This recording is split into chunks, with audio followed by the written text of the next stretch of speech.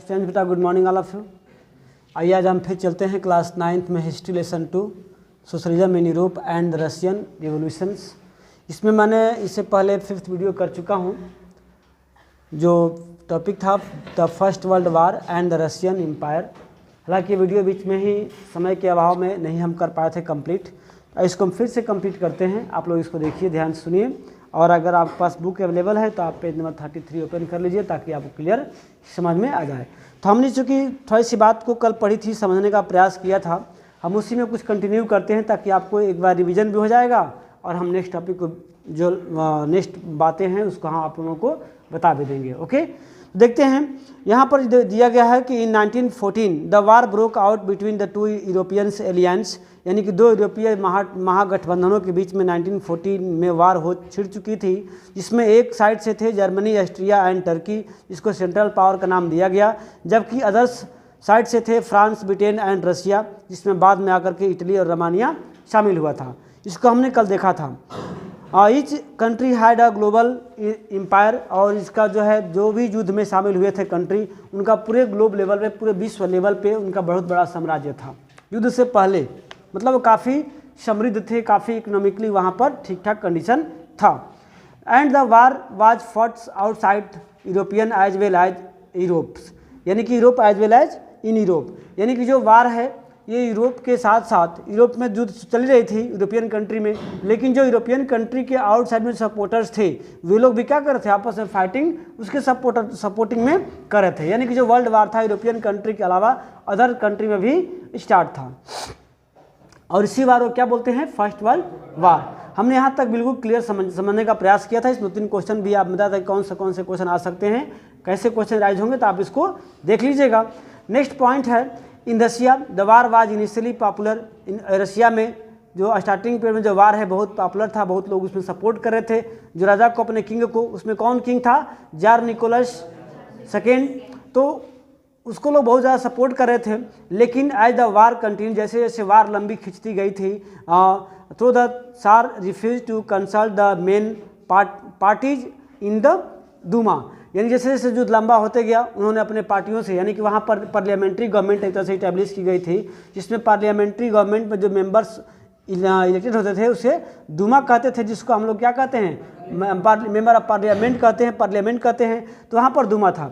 जैसे जैसे युद्ध जो है लंबा खींचते गया, जो वहाँ के जार निकोलस एरिस्टोक्रेटिक गवर्नमेंट था, या जो राजा था, किंग था, उन्होंने इस डेमोक्रेटिक पार्लियामेंट्री से अपना रिलेशन जो है धीरे धीरे बंद करने लगा था। तो वहाँ पर जो सपोर्ट था वो क्या हो गया, धीरे धीरे कम होता चला गया। किसका सपोर्ट, जार निकोलस का।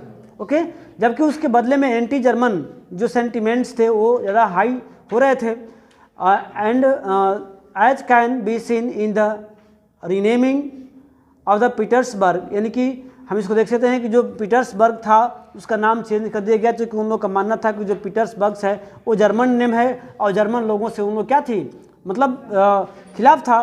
तो उनका नाम रख दिया पेट्रोगार्ड। किसका नाम रख दिया, what was the new name of Petersburg, Petrograd, याद रखना इस चीज़ को।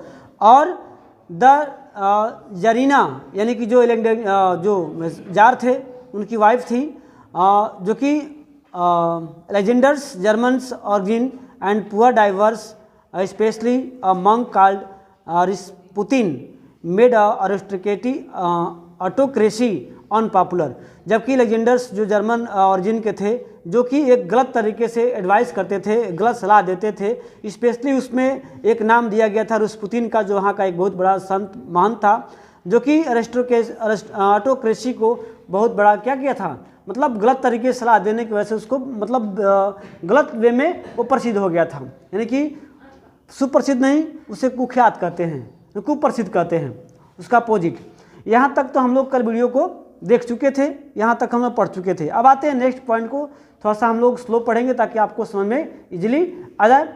अब देखते हैं कि फर्स्ट वर्ल्ड वार जो चल रहा था उसमें रशियन कंट्री की क्या कंडीशन थी। रशियन कंट्री के जो पॉपुलेशन थे वहीं अपने किंग के खिलाफ हो चुके थे, क्योंकि किंग ने अलग अलग तरीक़ों से या फिर जो इलेक्टेड रिप्रेजेंटेटिव बॉडी थे उनसे कंसल्ट करना कम कर दिया था, उनसे राय मशवरा लेना बंद कर चुका था। उसके बदले में एक ऐसे व्यक्तियों का राय ले रहा था जो कि बिल्कुल ही गलत तरीके से गलत एडवाइस जो है उसको दे रहा था। हम यहाँ तक देख चुके हैं। आगे देखते हैं the first world war on the eastern front, यानी कि पूर्वी मोर्चा पे जो वर्ल्ड वार था वो आपको different from the western front, यानी कि जो पूर्वी छोर था यूरोप का, वहाँ जो वार चल रहे थे, और जो फिर उसका ईस्टर्न जो पार्ट था, यानी कि मोर्चा बोलते हैं, पूर्वी मोर्चा पश्चिमी मोर्चा कि जो वार थे वो दोनों का अलग अलग मतलब एम था, दोनों का अलग अलग तरीके से वार जो है लड़ी जा रही थी। वो क्या थे तरीके? तो इन द वेस्ट जो पश्चिम आपके वाम मोर्चा थे, तो आर्मीज fought from the trench stretch along eastern French, यानी कि जो फ्रांस का जो पूर्वी पार्ट था वहाँ तक खाड़ी युद्धों से मतलब खाड़ी से युद्ध लड़ रहे थे। इन द ईस्ट, जबकि पूर्वी पार्ट्स में देखते हैं कि army moved a good deal and fought battles living a large casualties, यानी जो पूर्वी क्षेत्रों में लड़ने वाले सैनिक थे वो काफ़ी तेज़ी से मतलब डील कर रहे थे, और इधर से बैटल को मतलब जो लड़ रहे थे उसमें एक कैजुअलिटी थी, दैट मीन्स कैजुअल तरीके से वो युद्ध कर रहे थे। Defeat were shocking and demoralising, और इस प्रकार से उनकी हार हुई और हार में बहुत शक लगा और डिमोरलाइज भी हुए। और जो रसिया की आर्मी थी वो बिल्कुल तरह से जो हार चुकी थी जर्मनी और ऑस्ट्रिया में बिटवीन 1914 टू 1960। समझ रहे आप लोग ना? जो रशियन सैनिक थे वो जर्मनी और ऑस्ट्रिया में क्या हो चुके थे? जर्मनी में 1914 में हार चुके थे और 1916 में ऑस्ट्रिया में। There were over 7 millions casualties by 1917, और यहाँ पर जो है 1970 के आते आते जो है लगभग 70 लाख लोगों की मौत हो चुकी थी इस युद्ध में, फर्स्ट वर्ल्ड वार में। Okay, I they retreated the Russians army destroy crop and buildings to prevent the enemy from being enable to live off the land. और जब लौटते समय जो है लोगों ने बहुत सारे डिस्ट्रॉय किए क्रॉप्स को, बिल्डिंग्स को, फसलों को बर्बाद कर दिया, ताकि जो उसकी गवर्नमेंट है या फिर जो उसकी वहाँ के लोग हैं वो फिर युद्ध के लिए तैयार ना हो और फिर हमारे लिए वो मतलब क्या बन सके, जो मतलब एनिमी जो है वो कम हो जाए यानी कमज़ोर पड़ जाए।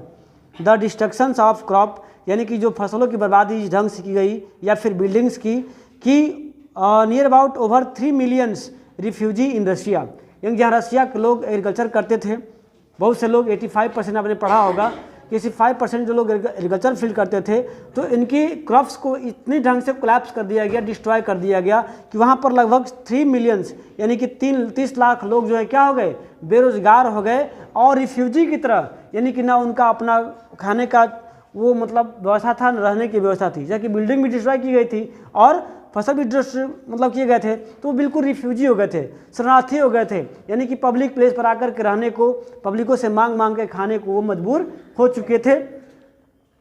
कितने लोग? 3 millions. The situations discredited the government had the tsars, और इस प्रकार जो लोग मानते थे कि इस कंडीशंस का, इस सिचुएशंस का जो क्रेडिट है वो आपको जार गवर्नमेंट को था या वहाँ की सरकार को था। Soldiers did not wish to fight such a war, अब वहाँ के जो सैनिक थे अब युद्ध से हार चुके थे और इस प्रकार के युद्ध में कंटिन्यू वो नहीं करना चाहते थे। कहाँ के सैनिक? रसिया के सैनिक, यानी कि बिल्कुल है युद्ध से हार चुके थे, अब युद्ध वो करना वो नहीं चाहते थे। अब आगे देखते हैं क्या होता है। The war also had a severe impact on industries, ऐसा नहीं कि केवल वार का इफेक्ट केवल एग्रीकल्चरल फील्ड और बिल्डिंग पर ही हुआ था, इसका जो इम्पैक्ट है, इसका जो गहरा प्रभाव है वो इंडस्ट्री पर भी देखने को मिला था। वो क्या प्रभाव हुआ था? तो Russia's own industries were few in number and country was cut off from other suppliers of industrial goods by German control of the Baltic C.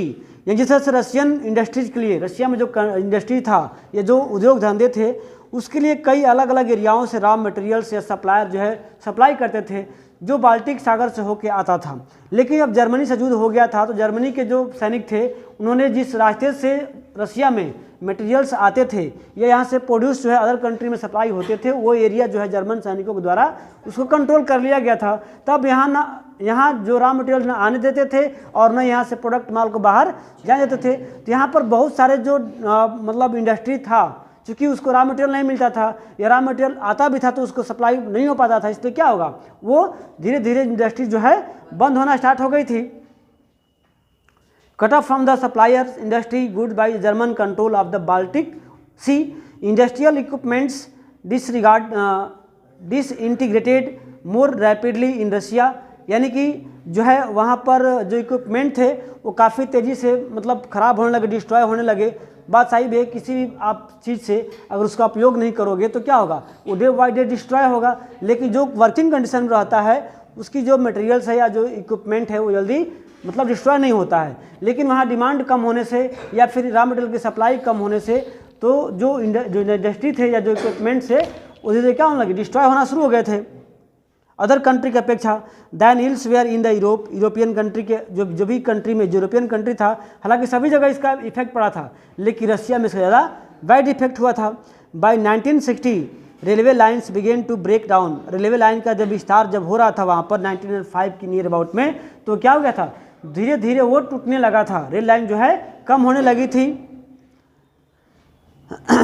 एवल bodied men were called off the war, और जो मतलब बहुत जोशीला व्यक्ति थे, जो मर्दाना ताकत रखते थे, उनको युद्ध में झोंकने का कार्य किया गया था। भाई युद्ध में जाओ, तुम लड़ो, तुम ये हो। जो भी मतलब कंट्री में जो मतलब कह सकते हैं हेल्दी पर्सन हुआ करते थे, उन्हें युद्ध के लिए तैयार की जा रही थी।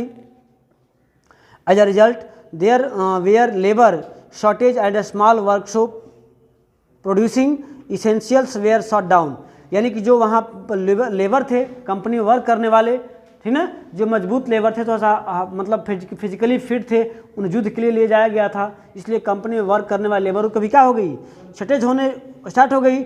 इसलिए वर्कशॉप पे जो इनिशियल्स जो एकदम ज़रूरी चीज़ें थी उसकी प्रोडक्शन जो है जितनी रिक्वायरमेंट में होनी चाहिए थी उतनी नहीं होती थी। यानी कहते हैं कि यहाँ पर धीरे देखा जाए तो इंडस्ट्री भी क्या हो गई, वहाँ पर कोलैप्स होना स्टार्ट हो गई थी, डिस्ट्रॉय होना स्टार्ट हो गई थी। Large supplies of grain were sent to feed the army, और जो भी प्रोडक्शन बच चुका था क्रॉप्स का डिस्ट्रॉय होने के बाद, तो उसका अधिक पार्ट कहाँ जाता था, आर्मी में। जो आर्मी जो सैनिक थे जो युद्ध लड़ रहे थे उनके लिए वहाँ पर सप्लाई हो रहे थे। For the people in the cities bread for floor become scratch, यानी कि जो अब लोग शहरों में बच चुके थे, जो ग्रामीण इलाकों में बच चुके थे, उनके लिए रोटी की जुगाड़ कर पाना, रोटी की व्यवस्था कर पाना बहुत मुश्किल काम हो गया था सरकार के लिए। और यहाँ पर एक कॉमन बातें हो गई थी क्या, बाय द विंटर 1916 राइट्स मतलब दंगे ना, आंदोलन करना एट ब्रेड शॉप वेयर कमन, यानी कि 1916 के आते आते जो रोटी के लिए दंगे करना, खाने के लिए झगड़े करना, राइट्स करना, सरकार के प्रति नारेबाजी लगाना, ये वहाँ की कॉमन बातें हो चुकी थी। यही देखना है रशिया में किस तरह से वार का इफेक्ट हुआ, अभी आपने यहाँ पर देखा इस टॉपिक के माध्यम से। हम फिर जो है नेक्स्ट टॉपिक में इसको कंटिन्यू करेंगे। वो टॉपिक है आपका फरवरी रिवोल्यूशंस इन पेट्रोगार्ड। जो पेट्रोगार्ड में फरवरी में जो रिवोल्यूशंस हुआ था वहाँ के गवर्नमेंट के अगेंस्ट में, यानी कि कौन था, जार निकोलस सेकेंड, उसके अगेंस्ट में किस तरह से वहाँ पे लोगों ने क्या क्या रिवोल्ट किया और इसका क्या इफेक्ट हुआ, तो हम इन तमाम बातों को देखेंगे नेक्स्ट वीडियो में। ठीक है, तब तक के लिए